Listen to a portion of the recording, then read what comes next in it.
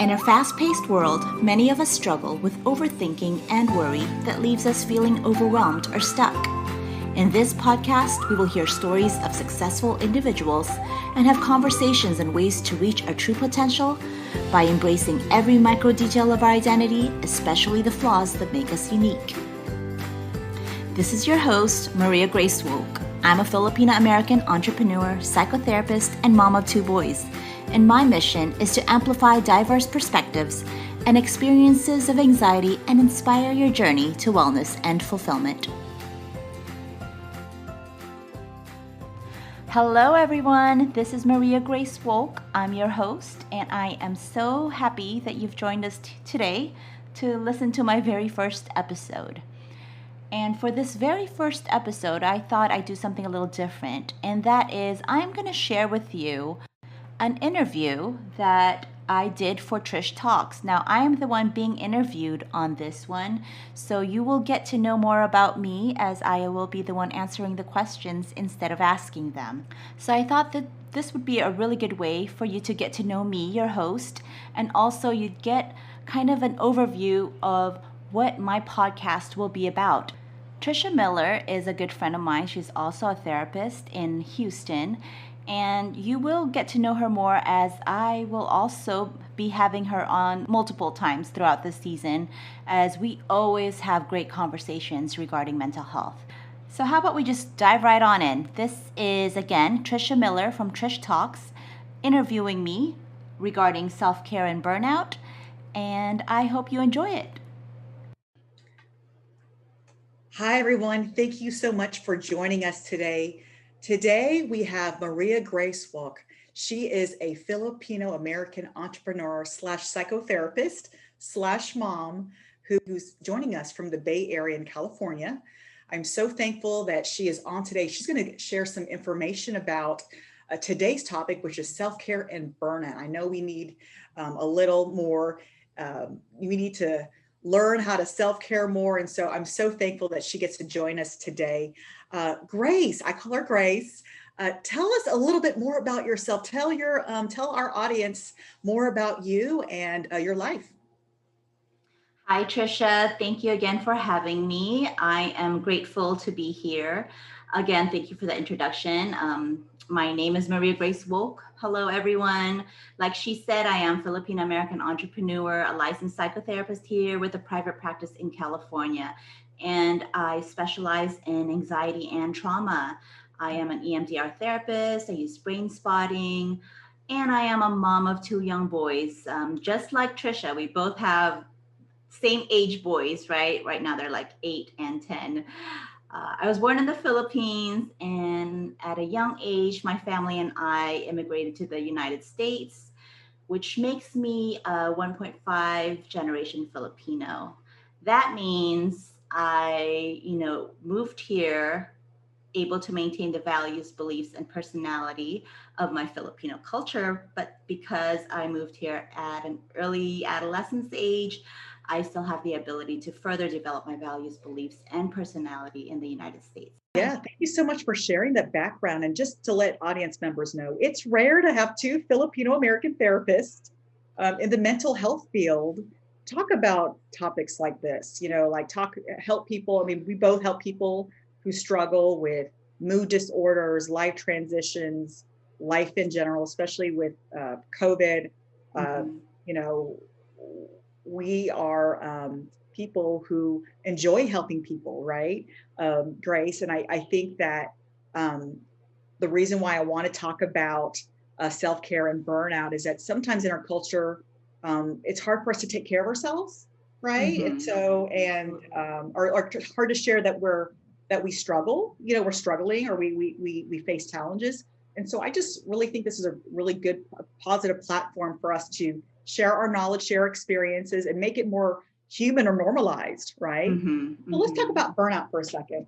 Okay. You mentioned you have 2 boys, you run a small business, you handle clients in your private practice, and I resonate with your experience very well, because we're like unicorns.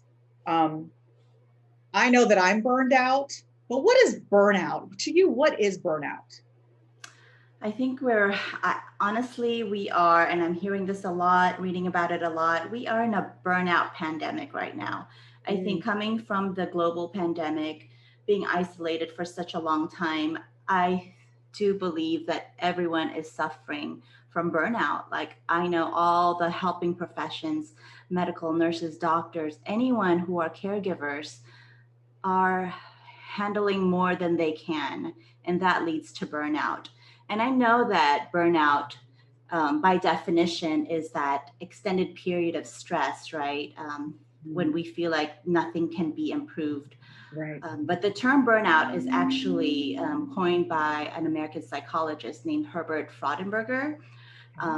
I hope I said his name right. At first, it was about the working professions, like I said, doctors, nurses, therapists, but now it clearly appears in all other areas of life, such Right. as parenting, caretaking, even Right. in our relationships. So, if we don't address, and this is why it's so important to address our own responses, if we don't address it, we will end up with the compassion fatigue and vicarious trauma, especially in our field, Trisha. You Yeah. know, we listen to trauma stories of traumatic events day after day, and that, the vicarious trauma that we suffer from is real. It's real. Like, we hold that space for our clients, and we need to be able to hold or have the capacity to hold all that in for them or hold that space for them. And I think it's so important, especially for the caregivers, to Yeah. handle or take care of ourselves so we can help others, or at least Right. model the right way for self-care. And I think that you said that extended or prolonged period of stress, Hmm. right? And sometimes we don't even know that we're burned out, right? It Right. becomes just stress becomes normal. And also, I'm like, you don't have to be a doctor or nurse to experience burnout. Teachers, like anybody can experience burnout, right? Absolutely. There's like Absolutely. Zoom burnout, right? You're just Oh my God, burned that's out so on real. right. And I think that's it's right. Everyone has been in this prolonged period of stress and within COVID. So that's another factor, right? Um, Absolutely. so, when we have stress, and I know it's been a very stressful time, what are ways people can feel burnout? I think they can feel it in their body or they feel it in their thoughts. Can you talk about more how we can feel it physiologically or how it will show up in our lives? Okay. Well, burnout has three components, right? One, emotional exhaustion, where we Mm, feel exhausted. We wake up and we're already tired. We're feeling empty, mm, unable to cope, just mhm, drained, right? mhm, Tired and just not having enough energy when you feel like you should have energy, and there's the shoulds too, like I should be doing this, I should be doing that, but we're just too exhausted. And then those symptoms can manifest into stomach aches, mm. headaches, shoulder aches, back Right. aches, any physical symptoms.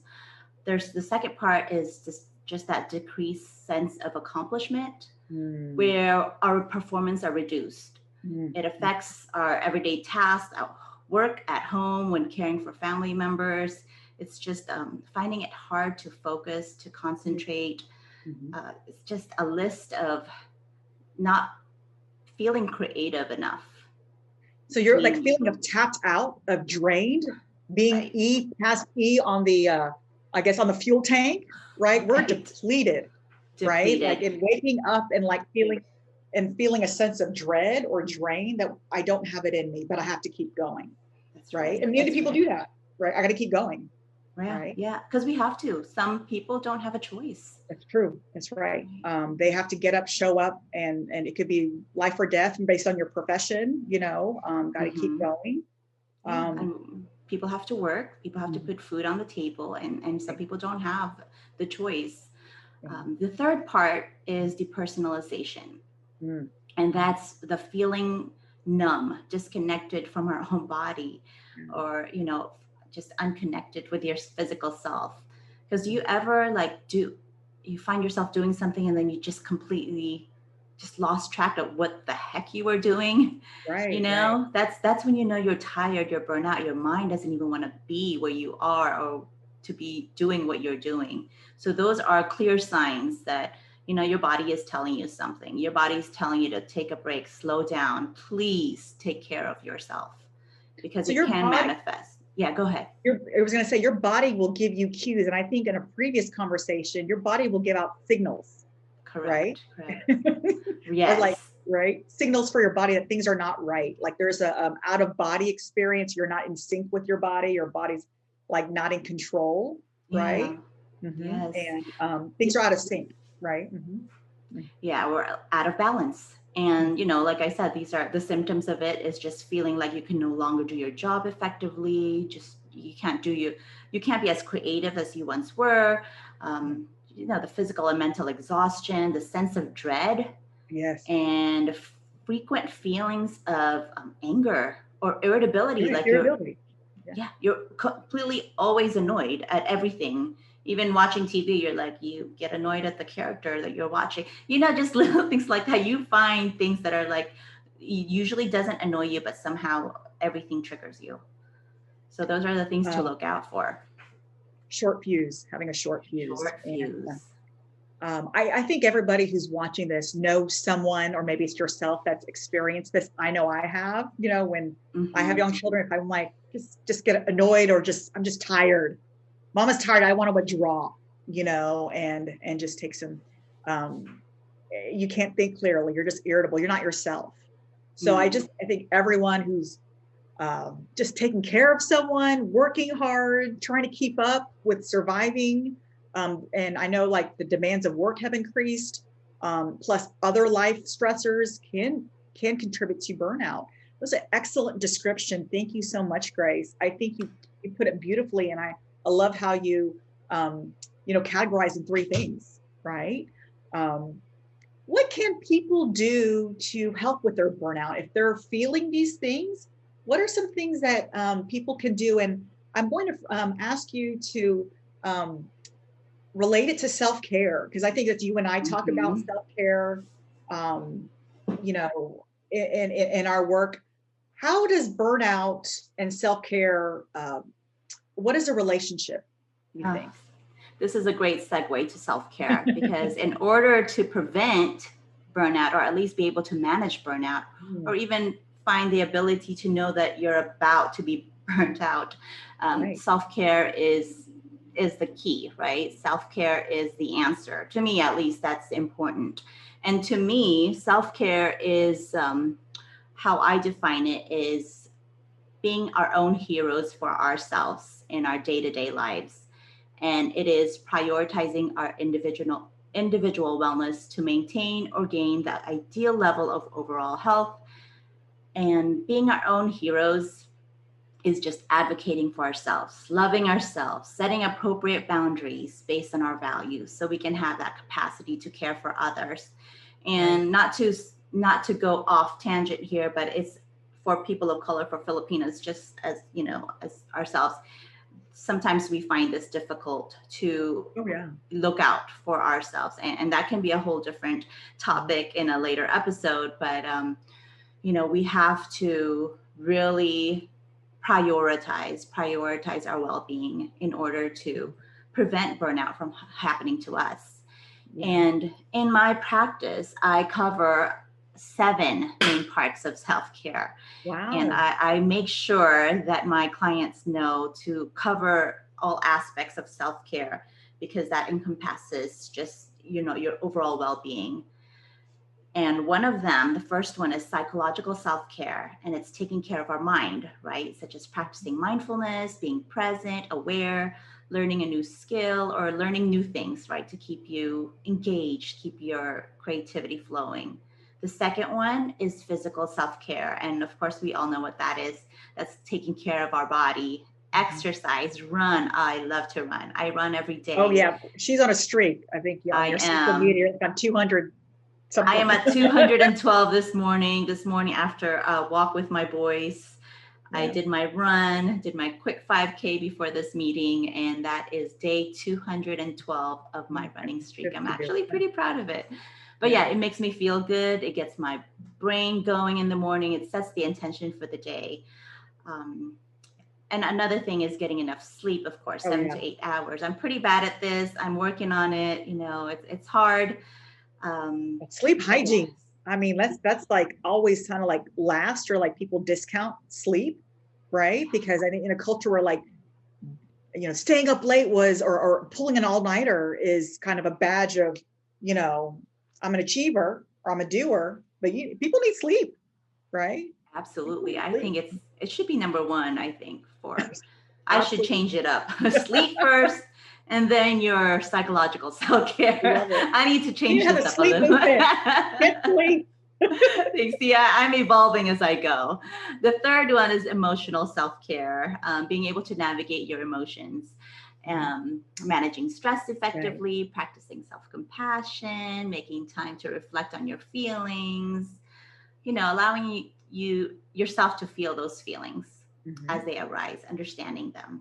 Hmm. The fourth one is social self care. Oh, And what I mean by this is, just having that support system, spending time with family and friends, creating that supportive group and networking. I mean, network of relationships that you can trust and turn to, knowing when to ask for help and meeting new people. I know it's been hard with the pandemic and Zoom is just, it's not the same as meeting people in person, but hopefully with the light at the end of the tunnel, we'll be back into, shaking hands again, and well, maybe not shaking hands, but at least I'm in seeing Texas. people. We need to get a hug. The We're advanced. hugs. Yeah, and just like the eye to eye contact, in person contact, it makes a big difference. um, the fifth one, number five, is environmental self-care, and that's creating a space for yourself that brings you peace. Oh, I Having an love organized, well maintained, and clutter free workspace, business, or home, minimizing, decluttering, just having that place where you can just Maria relax. Kondo-esque, right? Kondo-esque self-care, right? No, I have a book, The Joy of Work, Yes. decluttering, right? Oh, yeah, it feels so good. Mhm. Right. And I'm working on it too, continuously, always a work in progress, like trying to donate things I don't need. It's good healing and kind of, Yeah. it's a good feeling to kind of declutter and be organized, Love it. internally and externally. And then the sixth one is spiritual self care. It's having beliefs and values that are important to you and that helps guide your life, whether it's going to church every Sunday, praying at night, meditating, journaling, whatever makes you feel connected to something bigger than yourself. I think that's very helpful. And the last one, I thought about this a little bit, whether to add this or not, but I think it's helpful. Financial self care Yep. is being responsible with your finances, just knowing where your money goes in, when your money goes out, spending and saving money wisely so you can plan for your vacations or not always feel stressed out. Because, you know, money stress is Yeah. big and usually causes burnout. Yeah. So I think those are the seven things Oh, that I feel are all encompasses self-care to me. It's not just let's go to the spa and right. get our toes done and get a massage and get our nails done. It's not just that. I think overall self-care is just our overall well-being. I love those 7 pillars or those 7 points. I know I'm gonna name the show, The 7 Pillars of Self-Care. I think that's I love how you gave examples for each one. And I think people should probably know about self-care. It's a process, right? Mm-hmm. It's a way of living, right? And so, Yeah. if you're hearing this, don't get overwhelmed. Like, I don't do that. I don't do this, or, it's slow, It's a right? It's just practice. Yeah. it's practice. It's living with intention, and that you are responsible for this, not anybody else, not your husband, not your friend, not your mom, that you can take intention and control these aspects of your life, and you can work towards an overall healthy well-being. And like you said, learn to prioritize this, right? And I think in growing up Filipino American, seeing my mothers and my aunts sacrifice themselves for Mm-hmm. someone else, and it's a different type of mindset. And I will Yeah. say that my mom's getting older now. She knows self-care. She's like, I'm just gonna take care of myself. I'm not telling everybody, so I think we're coming around. But thank you Right, so much. right. I feel like we'll have to like delve into these a little bit more down the road. What is one piece of advice you would give for people who needed to start, who want to start a self-care routine, or they're in like, you know what? Forget everybody. I'm just going to focus on myself. I'm burned out. I need to start taking care of myself. What is one piece of advice that you give out someone who's burned out? Someone who's burned out, one Yeah. piece of advice. Mhm. Overall, going to take all that self-care talk that I just made, and I would say just start small. Find a time that you are most productive, or create a time for yourself. I know as moms, as working moms, as busy moms, time is not our friend, right? We have to Right. create the time for ourselves. I say, wake up before your children. Mm. I know that can be hard to start, but whether it's 15 minutes, you find that time for yourself to do whatever it is that you need to do to set intention for your day, and it builds on. Anytime you start small, it creates a momentum, and then it creates motivation. And whether what you ever you do with that time, whether it's a small meditation, a walk around the block, and then it turns into running, it turns into 30 minutes, whether it's meditation or just reading a book, journaling, anything that you find comfort and peace for yourself, you're doing it for you, so you can refuel, you can start the day with intention. I think that will make such a big impact in your life. It did for me. That's what I started with. I That's started waking up before my kids, not to my kids, not to the sound of their stomping feet. I wake up for my children, before my children, to find that time for me. I created the time for myself. And I know it's hard. You will find, yourself saying, I need sleep. I need sleep. Well, yeah, you do need sleep. You have to get creative and find a small time that you can create for yourself. And it does build, and it makes you a better mom, because you're loving yourself. You have more self-compassion when you set out a goal and you achieve it. Even if it's just that 15-minute goal that I'm going to start writing today. I'm going to start writing my journal. I'm going to start writing the book I've been wanting to write. Start with that 15 minutes a day. By the end of the week, you have maybe written a page or two, or at least started brainstorming. It's like whatever goal you have set out for yourself, start it. Just do it. That's wonderful. I think what I hear was that start small, all right? And then if you Mm-hmm. start small and you continue, you can build on that, right? And that it just makes your day so much more pleasant, right, Grace? And then for me, I think we've talked about this, like my morning coffee, that is sacred, right? Right, I mean, right. it's such a sacred time, that mama and her coffee, right? And I think too, it models um, something positive for the kids, like Absolutely. that they need their time too. Like Mm-hmm. they need their downtime, or they need their time to relax. And mama's relaxed. She's not crazy busy. She's taking time. She's taking care of herself. And so I think that's a wonderful practice. But it does take Yeah. time. It takes time. It takes Um, time. Be gentle with yourself. If you're finding it difficult, know that it's supposed to be difficult. But then over time it'll get easier. It's and like everybody's different. anything. Yeah. Yeah, Everybody's it's different with self-care. Just because you like running doesn't mean I like running. Doesn't no, just because no. you like getting up early doesn't mean I like getting up early. And so everybody, you have to play with it, right? Be Yeah. gentle, play with it. Um, Find that's what works for wonderful. you. Yeah, Yeah. find what works for you. So everyone, I just want to thank Grace for just sharing some really good nuggets, some educational nuggets on self-care. Very informative. And I've been doing the work, so I love it. It just gives me a different perspective, right? And so I hope you can just think about this more in your day. How do I self-care? Or how should I Mhm. start? Or am I burned out? Right? Um, those are the things that come to mind as I talk to Grace. Okay, now this comes to the part of the show where we're going to do something because we both have boys, and my boys are obsessed with these kind of YouTube videos, or that YouTube generation. Oh Would you no. rather? All right, so this Oh is kind of no. like a fun part of the show, like would Okay, you okay, rather? I'm All right. ready. Bring it on. All right. Number one, would you rather do mountains or beach? Oh man, I love both. This is so hard. I love to hike, but I also love the beach. But beach, relax. Okay, beach. Right now, beach. Yes. Okay. Mani or petty? Which one? Would you Petty. rather mani or petty? Petty. Oh, Petty. petty. Okay. All right. You're a petty girl. Okay. All right. Would you rather text or have a conversation? Are you a texter or are you a phone person? That one's a hard one. It depends. But I think I'm a texter. I'm a texter. Texter.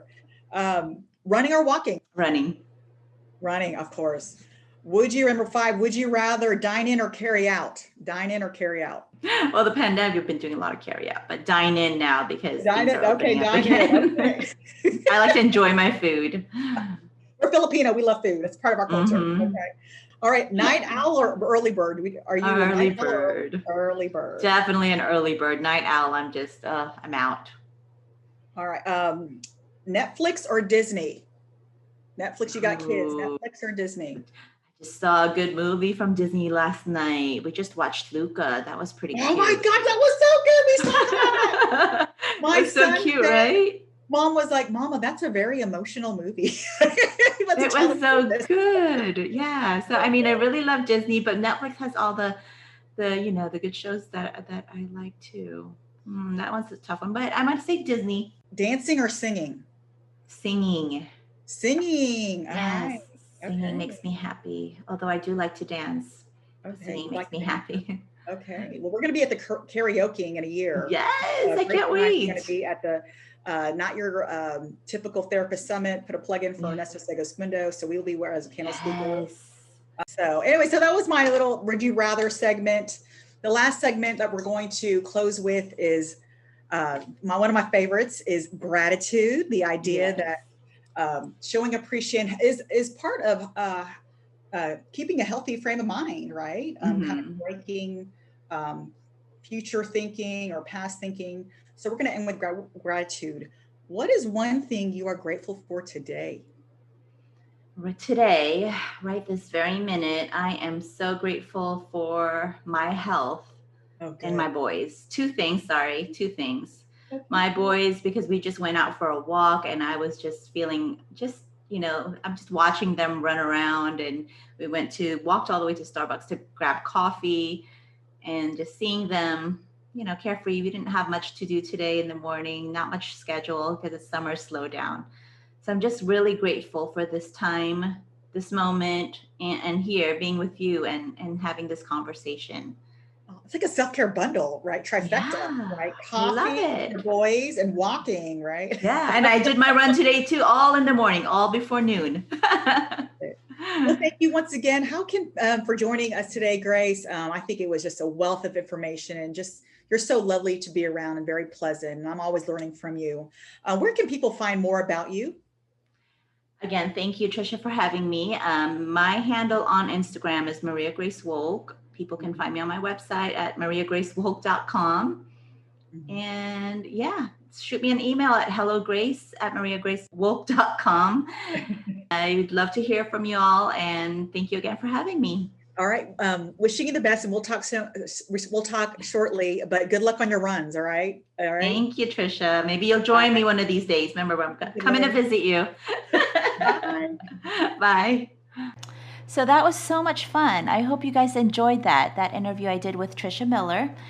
And if you guys have any questions at all, feel free to send me an email, hellograce@mariagracewolk.com. I'm also on Instagram. Follow me at Maria Grace Wolk. And any questions at all or any suggestions, feedback, I would greatly appreciate it. Please do rate and review, hit subscribe. The high rate and reviews will help others find the podcast so we can amplify, normalize, and break the mental health stigma. Till next time, remember to take care of yourself, stay brave, and own your journey.